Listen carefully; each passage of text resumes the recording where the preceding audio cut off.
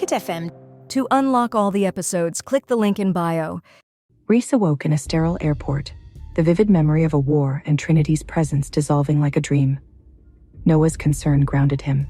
A boarding pass to Haven Ridge clutched in his hand, the last place Caleb was seen, and where Rhys hopes Trinity might be. But the war felt real, the reunion palpable. Had it been a nightmare or a vision? A flicker of power in his hand left him questioning everything. But can he trust his own mind anymore? Will this journey finally reunite them, or lead him into another illusion? And what awaits him in Haven Ridge? The cold wind outside Haven Ridge hit Rhys like a slap. Snow had already begun to fall, blanketing the streets in silence. The small town at the edge of the northern wilderness looked innocent, peaceful. But Rhys knew better. The last known report of Caleb's activity had led them here. Noah scanned the street signs while Rhys held the only photograph they had of the girl who claimed to have seen Trinity. "Are you sure you're ready for this?" Noah asked quietly. Rhys didn't answer. His body still felt heavy, like he hadn't fully returned from the vision. They entered the inn and asked about the girl. "You'll find her at the Blackwood Chapel," the innkeeper said. "She don't talk much. But if she's seen your ghost, she'll tell you." Rhys's heart tightened. "Let's go." The Blackwood Chapel was nearly swallowed by forest and time. Inside, candlelight flickered. A young girl knelt near the altar, her fingers moving as if weaving invisible thread. She looked up as they entered. "You're Rhys." His breath caught. "How do you know that?" "She told me, in the dream." The girl walked toward him, pale and strange, her eyes deep with knowledge that didn't belong in someone so young. "She said you'd come too late?" Rhys's voice broke. "Where is she?" The girl tilted her head. "Far and close, trapped between. But she gave me something to give to."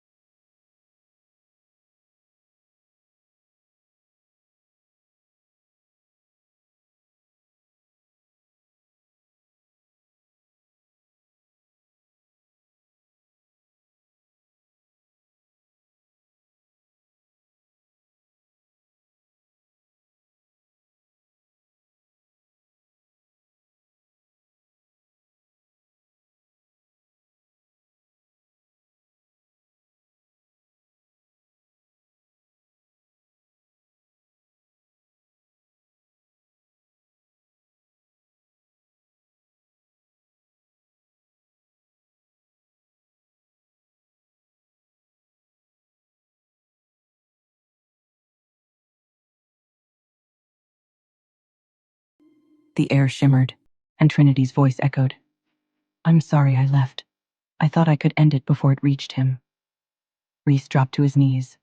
Noah whispered, "She's still fighting."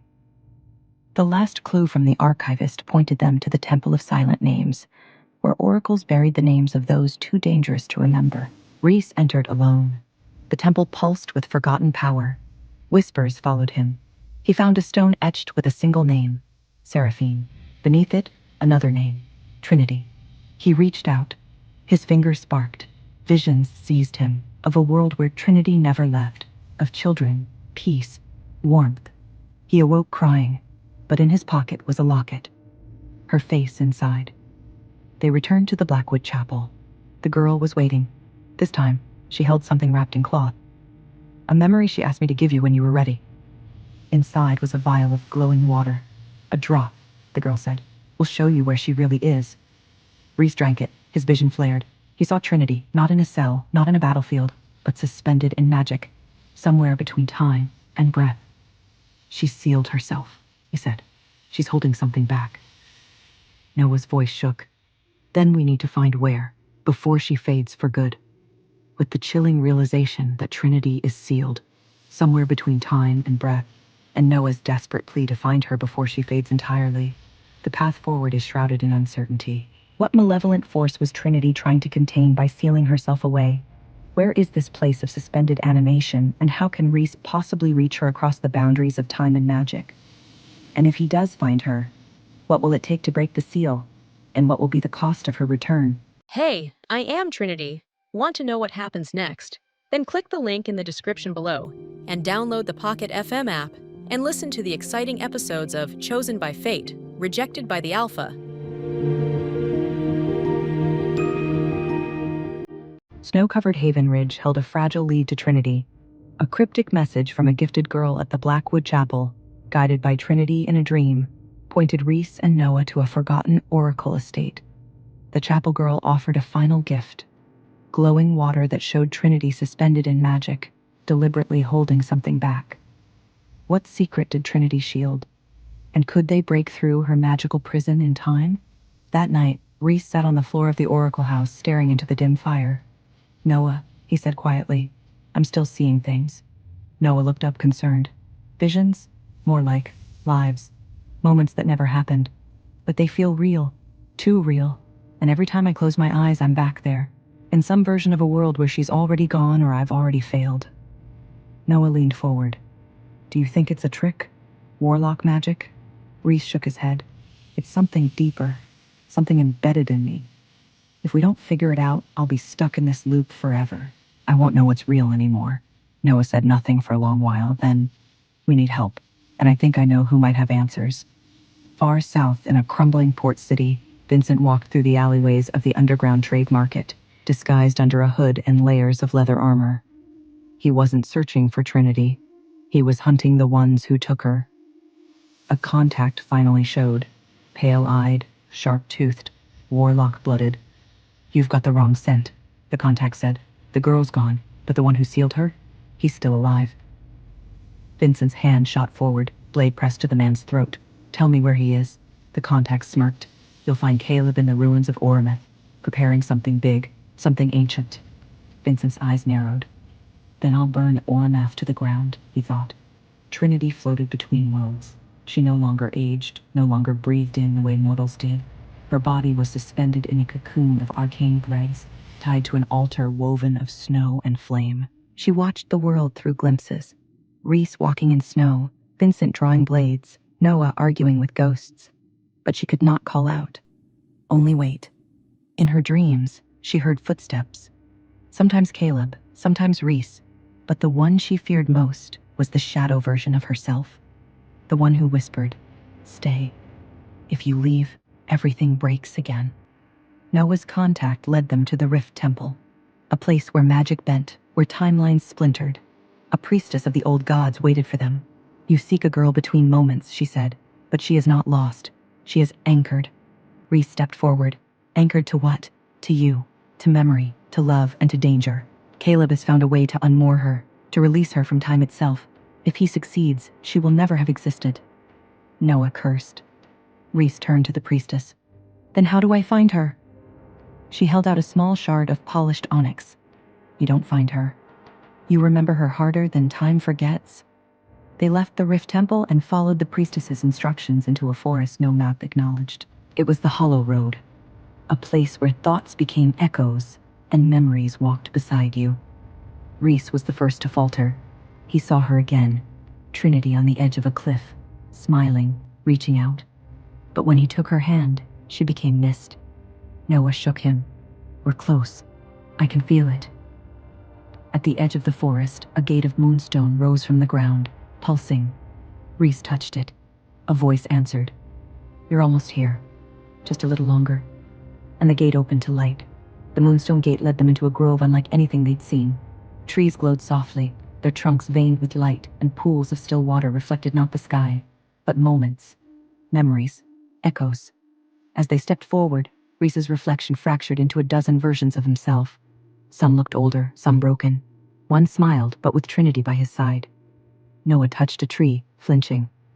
"These woods remember." A voice came from within the grove. "This is the place where what you want meets what you fear." Trinity's voice. Reese ran toward it, passing between illusions of his past and their many might-have-beens. But at the heart of the grove, all he found was a mirror. Not glass, but liquid. He reached for it. His fingers passed through. "You must choose which version of her you want to save," the mirror said. And Reese, his throat tight, replied, "I want the real one, even if it breaks me." Reese collapsed on the forest floor, exhausted. The energy of the mirror had drained him, but something had shifted. The images had stopped twisting. The noise inside his head had dulled. Noah found him minutes later, pale and shaking. "What happened?" Reese looked up, tears in his eyes. "I think she heard me. I reached her." Meanwhile, far away in a chamber outside time, Trinity stirred. Her cocoon of threads trembled. "For the first time in weeks," she whispered. "Reese." Her voice cracked the silence. The energy around her began to flicker, unravel. Caleb watched from the shadows, his eyes narrowing. "No," he growled. "She's not ready. She doesn't remember enough." But Trinity opened her eyes, and the world around her began to shift. But what did Trinity remember? Was her awakening a true return, or merely another shift in the fractured reality that surrounded her? And what would happen when the one who hunted her finally reached the ruins of Oramath, ready to burn everything down? Hey, I am Trinity. Want to know what happens next? Then click the link in the description below and download the Pocket FM app and listen to the exciting episodes of Chosen by Fate, Rejected by the Alpha.